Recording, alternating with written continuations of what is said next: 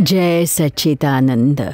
आपल्या सगळ्यांच्या अंतरंगात विराजमान परमात्म्याला अत्यंत भक्तिपूर्वक अभेद्य भावाने नमस्कार नमस्कार नमस्कार.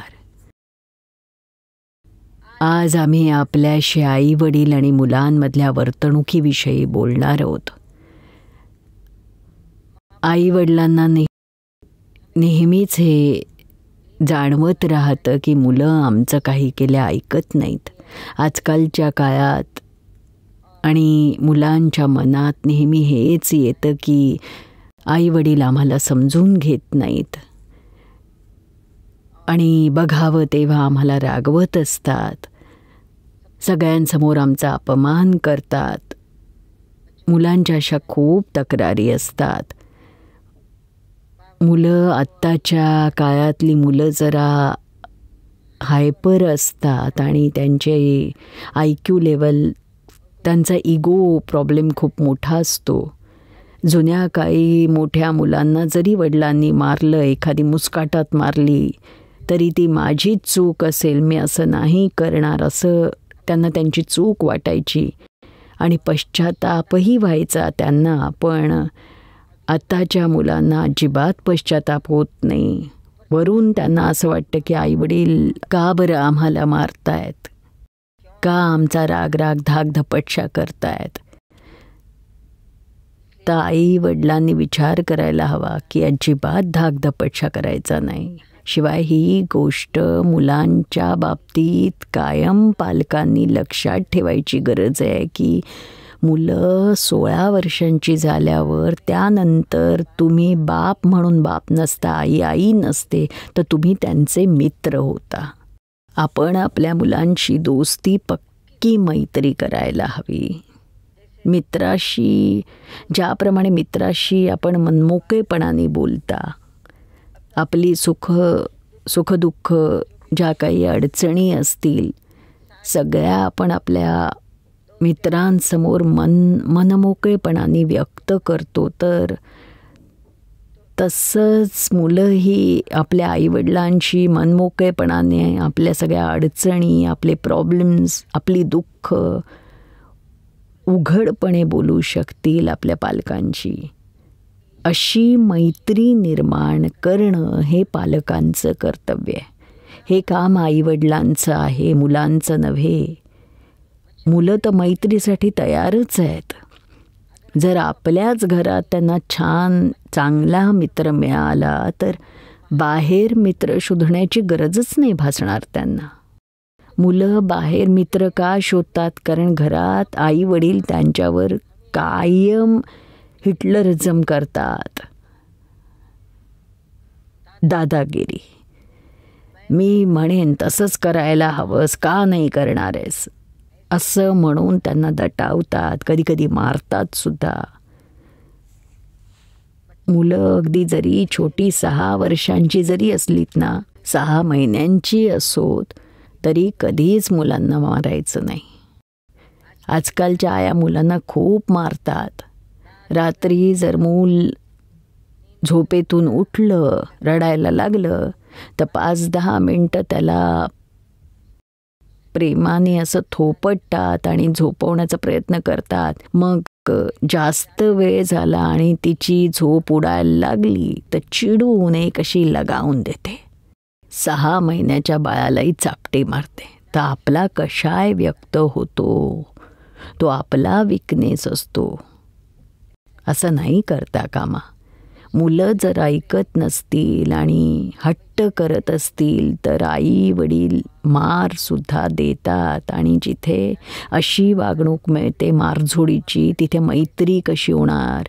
तुम्हीच विचार करा. तुम्ही कधी तुमच्या मित्राला मारता का रागाच्या भरात? प्रेमात सगळं चालतं, पण रागात कोणी असं करतं का? नाही करत ना. मग कसं काय आपण आपली मुलं मोठी झाल्यानंतर, 16 वर्षांची झाल्यानंतर त्यांच्यावर राग करून, मारून किंवा ठोकून आपली इच्छा जर त्यांच्यावर थोपवाल तर तसं नाही होणार. मग मुलं तुमच्यापासून खूप दुरावतील. भले मुलगा तुमच्याबरोबर एका घरात राहील, पण मनातलं अंतर तर वाढत जाईल ना. हा दुरावा मग सगळ्या आयुष्यभर तुम्ही मिटवू शकणार नाही.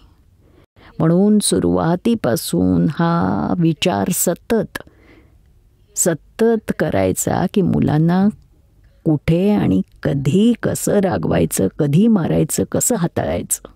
कधीतरी आयुष्यात एखाद वेळी अशी परिस्थिती येते आणि ती सुद्धा 16 वर्षाच्या आधी, त्यानंतर नाहीच. तो अगदीच चुकीच्या मार्गावर चालला असेल, म्हणजे फॉर एक्झाम्पल एखादा मुलगा हट्टीपणाने पळत जातो आणि विहिरीत उडी मारणार असेल तर तिथे एक थप्पड मारून त्याला मागे खेचा. पण त्यानंतर नाही. ते सुद्धा 5 वर्षाच्या मुलांनाच आपण मग मात्र तसं नाही मारू शकत. कधीतरी नेहमी नाहीच. तर ही आईवडिलांमधली कमतरता आहे. सासूबरोबर जर काही कटकट झाली तर सासूवरचा राग आपल्या मुलावर काढते आणि त्याला धोपटते. जणू काही कपडेच धुते, त्या धोक्याने धुतात ना, तसंच मुलाची बिचाऱ्याची आतल्या आत घुसमट होते, कोंडमारा होतो त्याला वाटतं की माझा काय अपराध आहे. अगदी 2-3 वर्षाचं मूल नाका असे ना, पण त्यालाही यातून हा प्रश्न पडतो, माझी काय चूक आहे, का मला मारते आई. मग हळूहळू त्याला रोजच्या अनुभवातून त्याला कळतं, अगदी लहान मुलालाही कळतं की आजीवरचा राग माझ्यावर काढतीये आई, वडिलांचा राग माझ्यावर काढतीये. कारण तिथे तर काही बोलू शकत नाही. मग दडपून ठेवून ते कुठे निघणार, तर लहान मुलांवर निघतं. असं नाही होता कामा. असा आपला राग मुलांवर नाही काढायचा. त्यामुळे मुलांच्या मानसिकतेवर परिणाम होतो आणि काहीही अपराध नसताना मार खावा लागला किंवा शिवी ऐकावी लागली तर ते खूपच डिप्रेशनमध्ये जातात ते. आणि जर डिप्रेशनमध्ये नाही गेला तर रागीट बनतो मुलगा, एक्साइटमेंट, आणि खूप हायपर होतात मुलं. मग तोही समोरच्याला शिवीगाळ करायला लागतो. का त्याचा वाईट परिणाम होतो ना, की तो आईवडिलांच्या विरोधात उभा राहतो, काही एक ऐकत नाही, आपलीच मनमानी करतो. असे जेव्हा सगळे परिणाम दिसतात ना, तेव्हा आपण या सगळ्या चुका आधी केलेल्या असतात. आपणच आपल्या मुलांची सायकॉलॉजी अशी डिस्टर्ब करतो. तर हे सगळं समजून घ्यायची गरज आहे. आजकालचे पालक खूप शिकले सवरलेले आणि हुशार आहेत. काळाप्रमाणे त्यांना TV, इंटरनेट आणि कम्प्युटर यासारख्यांचं शिक्षण घेतलेलं आहे. आणि नसेल जरी घेतलं तर आत्ताच्या वेगवान काळामध्ये इतक्या हायफाय वातावरणात सगळं ज्ञान फटाफट मिळतं. त्यामुळे आपली समजही वाढते. तर अशा वाढलेल्या समजेचा उपयोग करा. आपल्या मुलांशी या आधुनिक तंत्रज्ञानाने मुलांच्या मानसिकतेचा अभ्यास करून त्यांच्याशी व्यवहार करा. म्हणजे हे त्यांच्याशी मैत्री आणि प्रेमानेच त्यांच्याशी वागा आणि त्यांना फिरायला घेऊन जा. जसे फ्रेंड्स सगळे जातात ना, पार्कमध्ये जातात किंवा वॉटर पार्क किंवा छान डिझनीलँडसारख्या ठिकाणी आपल्या भारतात सुद्धा व्हायला लागली तशी पार्क्स तिकडे घेऊन जा. त्यांच्याबरोबर सुट्टीत बाहेर गावी जा, कधी थंड हवेच्या ठिकाणी, एखाद्या धार्मिक स्थळी. त्यातून मुलांवर संस्कार करा. त्यामुळे मुलांना आवडेल, ते तुमच्या जवळ येतील. अमेरिकेत एक डॉक्टर होते, व्यस्त होते अतिशय, इतका त्यांचा बिझनेस चालायचा, पण त्यांनी ठाम ठरवलं की वर्षातून एकदा तरी मी माझ्या मुलांना घेऊन वेकेशनवर जाणार. म्हणजे मुलांबरोबर मित्रांसारखी जर मैत्री केली तर ते तुमच्या मनापासून जवळ येतील. नाही तर मग त्यांची अशी कायमच तक्रार असते की माझ्या वडिलांकडे माझ्यासाठी वेळ नाही, माझ्या आईला माझ्यासाठी वेळ नाही, आणि मग ते मनातल्या मनात झुरायला लागतात. आईवडिलांच्या प्रेमासाठी, आईवडिलांनी वेळ द्यावा यासाठी. जर तो नाही मिळाला तर ते डिप्रेशनमध्ये जातात. तर हे आई वडिलांचंही कर्तव्य आहे की कधी आपल्या मुलांसाठी वेळ काढायचा आणि प्रेमाने त्यांच्या डोक्यावरून हात फिरवायचा, त्यांना विचारायचं की बाळा तुला काही हवंय का, मी काही करू का, माझ्याकडून तुला काही त्रास तर नाही ना. असं कधी विचारलंय तुम्ही तुमच्या मुलाला की बाळा माझ्याकडून तुला काही त्रास नाही होते ना. कायम आपणच त्याच्यावर आपल्या त्रासांचं ओझं लादतो. कसं प्रेम वाटेल मुलांना आपल्याबद्दल. अमेरिकेत एक वडील होते, 6 वर्षांचा त्यांचा एकुलता एक मुलगा होता आणि वडील अतिशय रागीट होते. त्यांचं दारूचं दुकान होतं. रोज सकाळी 8 वाजता जायचे आणि रात्री 9 वाजता घरी परत यायचे आणि आल्यावर बघायचे तर मुलगा, त्यांचा 6 वर्षांचा मुलगा TV समोर बसून TV बघतोय. तर त्या वडिलांना इतका राग यायचा की रागाने मुलाला रोज धुपटून काढायचे, रोज 1-2 धपाटे मारायचे. आईशी भांडायचे, तुझं मुलाकडे लक्ष नाही, तू काही बोलत नाहीस. ती म्हणाली की मी नोकरी करते, मुलासाठी, आपल्यासाठी, सगळ्यांसाठी स्वयंपाक करते, घर साफसूफ ठेवते, आता मी कसं काय त्याच्यावर किती लक्ष ठेवायचं. आणि तो एकटाच सगळा दिवस असतो, शाळेतून येतो तर मग 3 वाजल्यानंतर तो काय करणार एकटा घरामध्ये, त्याचा वेळ कसा घालवणार आहे तो. आणि खेळून किती खेळणार आहे. आपण त्याला शेजाऱ्या पाजाऱ्यांकडे तर नाही जाऊ देत.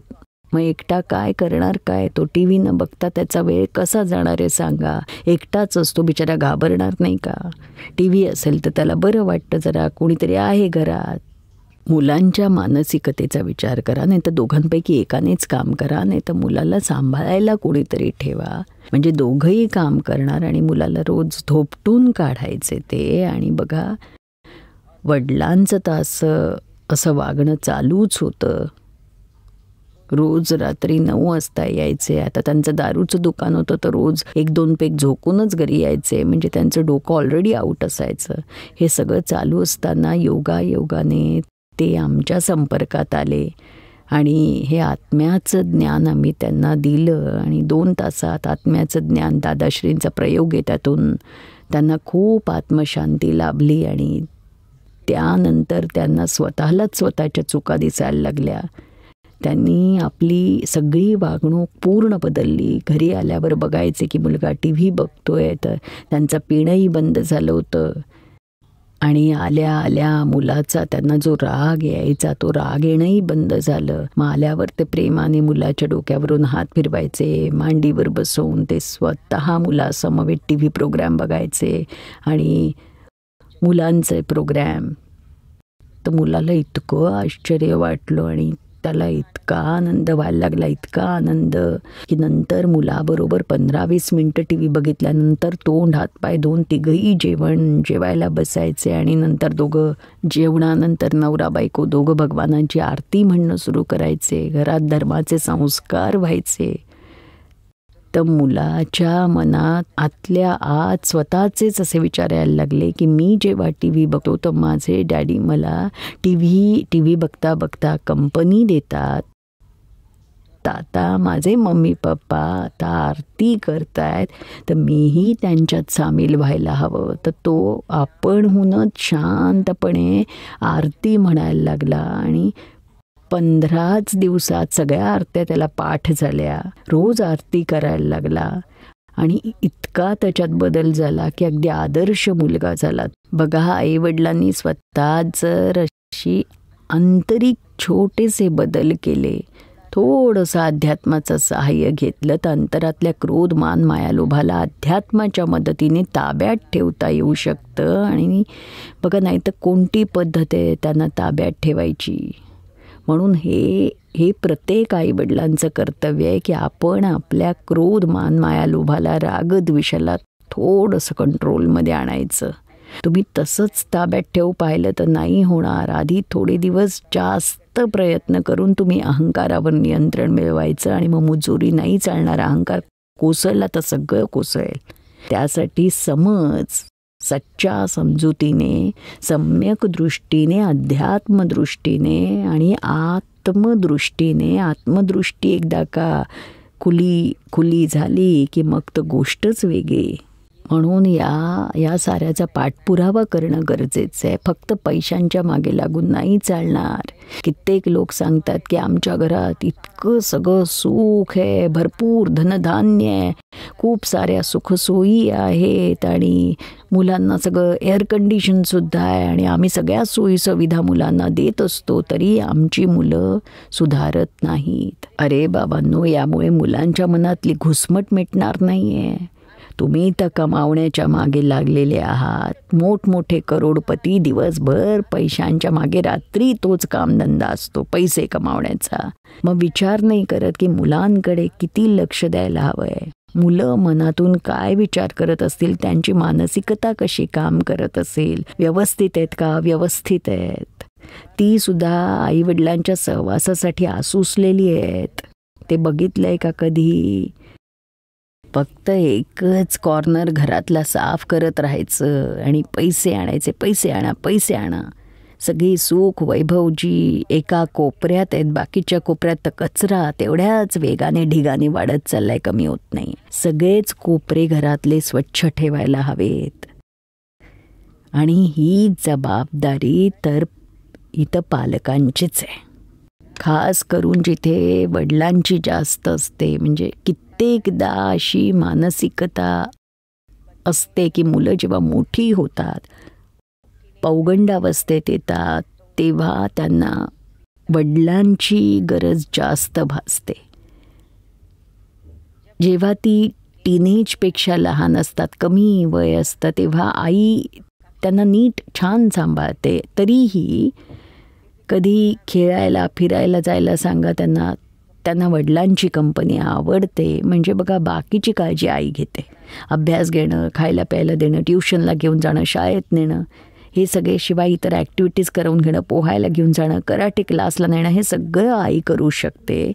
पण जेव्हा त्यांच्या वाढीच्या वयात जे प्रॉब्लेम्स येतात, काही गोष्टींमुळे त्यांना डिप्रेशन येतं, असं त्यांच्या पौगंडावस्थेत घडतं. म्हणजे फ्रेंडशिपमध्ये फेल्युअर येतं किंवा गर्लफ्रेंड बॉयफ्रेंडपासून धोका दिला गेला तर डिप्रेशनमध्ये डिप्रेस होतात किंवा परीक्षेत अभ्यास चांगला करूनही नापास होतात. तर त्याचा मनावर खूप वाईट परिणाम होतो आणि मनोवस्था बिघडते. तर अशा वेळी वडिलांचा रोल खूप महत्त्वाचा आहे. आई बऱ्याचदा त्याला समजावून सांगायला कमी पडते. तिला त्यातली खोली नाही समजू शकत. म्हणजे आता या प्रॉब्लेममधून कसा मार्ग काढायचा, वडिलांची भूमिका त्यावेळी खूप महत्त्वाची असते. तर अशा त्या अत्यंत अवघड क्षणी मुलांना कळून चुकतं की वडील वडिलांच्या जागी आहेत, आई आईच्या जागी आहे. त्यांची एकमेकांची तुलना नाही होऊ शकत, एकमेकांची जागा ते नाही घेऊ शकत. प्रत्येकाचं स्वतःचं असं स्थान आहे आणि ते स्वतंत्र आहे, अढळ आहे. म्हणजे हे सगळं लक्षात येणं मुलांच्या पालकांसाठी गरजेचं आहे. आणि खूप साऱ्या गोष्टी, अनेक विचार मुलांच्या मनात असतात, त्या त्यांनी कुणाशी बोलायच्या. म्हणून वडिलांशी जर मैत्री असेल ना, तो मोकळेपणा असेल, मुली आई मैत्रिणीसारखी वाटत असेल, बाप वडील मुलांना मित्रासारखे वाटत असतील, तर मोकळेपणाने आपण त्यांच्याशी सेक्स या विषयावर बोलू शकतो. मुलं आपले बॉयफ्रेंड गर्लफ्रेंडविषयी सांगू शकतात, मोकळेपणानं बोलू शकतात. नाही तर मग नाही बोलू शकणार. त्यांना थोडीशी जरी शंका आली, मनात जरी आलं की हे चुकीचा अर्थ काढतील, तर ते अवाक्षरही बोलणार नाहीत. कारण ते खूप रिझर्व असतात. आता आम्ही सगळ्या ठिकाणच्या पौगंडावस्थेतल्या मुलांची मानसिकता बघितली. आजची मुलं खोटं नाही बोलत, लहान सहान गोष्टीतही नाही बोलत, अगदी मोठमोठ्या बाबींमध्येही खोटं बोलत नाहीत. पण एका बाबतीत ते न चुकता खोटं बोलतात. कुठे बाहेरून आले, पार्टीला गेले, सगळं सांगतील. कुठल्या मित्राबरोबर काय बोलणं झालं, आज काय झालं, कोणी मला काय छेडलं, सगळं सांगतील. पण जेव्हा त्यांचं स्वतःचं कुणाशी लव्ह अफेअर चालू असेल किंवा सेक्स अफेअर चालू असेल, तर ती गोष्ट ते कधीही सांगणार नाहीत. त्यामुळे होतं काय की आपली मुलं कधी खोटं बोलत नाहीत अशी आईवडिलांची एक सायकॉलॉजी तयार होते, कारण 99% ते खरंच बोलत असतात. आपल्या सगळ्या चुका मनमोकळेपणाने सांगतात. एक गोष्ट आहे म्हणजे सेक्सविषयी, फ्रेंडशिपविषयी, बॉयफ्रेंड गर्लफ्रेंड अशा बाबतीत 100% ते खोटंच बोलतात. कारण त्यांना भीती वाटते की आपले पालक या गोष्टी सहन करू शकणार नाही आणि या सगळ्यासाठी आपल्याला परवानगी मिळणार नाही. म्हणून अशा गैरसमजुतीत राहायची गरज नाही आणि मुलांना असंही भासवू द्यायचं नाही की त्यांच्यावर त्यांच्या आईवडिलांचा विश्वास नाही आहे. म्हणजे त्यावेळी त्यांना प्रेमानेच समजवावं लागेल की बघा, तुमच्यावर 100% विश्वास आहे, पण आमचा समाजावर विश्वास नाही आहे, इतर लोकांवर नाही आहे. तर तुम्ही आम्हाला सगळं खरं सांगा, ज्यामुळे तुमच्यावर आमचा 100% विश्वास बसेल. तो विश्वास संपादन करणं ही तुमची जबाबदारी आहे, अशी पालकांनी मुलांना जाणीव द्यावी. आणि जर मैत्रीचं तुमच्यात नातं निर्माण झालं तर मुलं अगदी समोरासमोर सगळं बोलून टाकतील स्वतःबद्दल. एक अमेरिकेत आम्हाला एक ताई भेटली होती. त्यांना 16-17 वर्षांची मुलगी होती. टीनेजमधली होती, खूप स्मार्ट. आई पण इतकी स्मार्ट, एक्स्ट्राऑर्डिनरी ब्रिलियंट होती आणि मुलगीसुद्धा ब्रिलियंट होती. शिवाय तिने आपल्या मुलीवर इतके छान संस्कार केले होते. अडचण ही होऊन बसली की टीनेजमध्ये असताना ती मुलगी एका अमेरिकन मुलाशी भानगड करून फसली. त्याचं लग्न झालेलं होतं, त्याला 2 मुलंही होती. ही मात्र अगदी चाललं. त्या मित्राने तिला इतकं भावनावश केलं, ती बिचारी त्याच्या बोलण्यात आली. आणि मग तिने आपल्या आईशी, तिचं मैत्रीचं नातं होतं, तर एकदा आईला शंका आली म्हणून तिने विचारलं, तर मुलीने सगळं स्वच्छपणे सांगितलं. आई घाबरले की आता याच्यावर उपाय काय करायचा. ती काहीही करून ऐकत नव्हती आणि समजून घ्यायला तयार नव्हती. तर मग तिला आमच्याकडे घेऊन आली. आम्ही एकांतात त्या मुलीला खूप सारे प्रश्न विचारले. तिला विचारलं की तुला खरंच असं वाटतंय का की हा मुलगा जो तुला आवडतोय तो खरोखर तुझ्याशीच एकनिष्ठ आहे. तर ती म्हणाली हो, खूपच एकनिष्ठ आहे. तर आम्ही म्हटलं अगं पण त्याचं लग्न झालेलं आहे, त्याला मुलंसुद्धा आहेत. ती म्हणाली हां, मुलंसुद्धा आहेत, पण त्याची पत्नी त्याला अजिबात सुख देत नाही आणि तिच्याबरोबर तो दुःखी आहे, म्हणून त्याला माझ्याशी लग्न करायचं आहे. आम्ही तिला सगळ्या गोष्टी सांगितल्या. बघ, तुला त्याने कशा प्रकारे भावनावश केलं आहे. तुझ्यासमोर तो रडला, तुझ्या मांडीवर डोकं ठेवून रडत म्हणाला की मी खूप दुःखी आहे, माझी बायको मला त्रास देते, पत्नी असं करते तसं करते, मी त्रासून गेलो आहे, माझ्यावर कोणी प्रेम करत नाही, तुझ्याशिवाय माझ्यावर प्रेम करणारं कोणी नाही. बोल, असंच सगळं बोलला ना तुझ्याशी तो. तर ती म्हणाली की हो, तुम्हाला कसं कळलं. बस अगदी असंच घडलं. तर आम्ही तिला सांगितलं हे तुला उल्लू बनवायला केलं, हे सगळं नाटक आहे, ड्रामा खेळतोय तो तुझ्या आयुष्याशी. तू म्हणतेस ना की तुझ्याशिवाय त्याला त्याच्या पत्नीत अजिबात इंटरेस्टच नाही आहे बिलकुल. मग त्याला मुलं कशी झाली सांग. आता शेवटचं मूल त्याला केव्हा झालं. तर म्हणाले आता 15 दिवसापूर्वी. मग म्हटलं तुझ्याबरोबरही अफेअर, पत्नीबरोबरही संबंध, तुला कळलं नाही का. तो तुला उल्लू बनवतोय, त्याला त्याच्या बायकोत इंटरेस्ट नाही, तर मूल कसं काय झालं. तो तुला फिरवतोय, तिलाही फिरवतोय आणि दोघींबरोबर मजा मारतोय. तेव्हा समजलं त्या मुलीला की हे बरोबर आहे. इतकी वर्ष, इतके दिवस तिची आई त्रासून गेली होती, समजतच नव्हतं तिला. पण एका पॉइंटला तिच्या लक्षात आलं की तो तिला फसवतोय. लगेचच तिने त्याच्याशी सगळे संबंध तोडले आणि संपूर्णतः अभ्यासात गुंतून गेली. इतकी हुशार होती, इतकी बुद्धिमान, छान अभ्यास करत गेली आणि आज अगदी सुखात आहे. आणि मुलांशी मित्रांसारखे वागाल ना तर बऱ्याच गोष्टी ते तुम्हाला सांगून मोकळे होतील. नाहीतर ते जवळ असतील आणि तुम्ही त्यांच्या जवळ असाल, एकत्र असाल, तरी अडचणी दूर होणार नाहीत. जय सच्चिदानंद.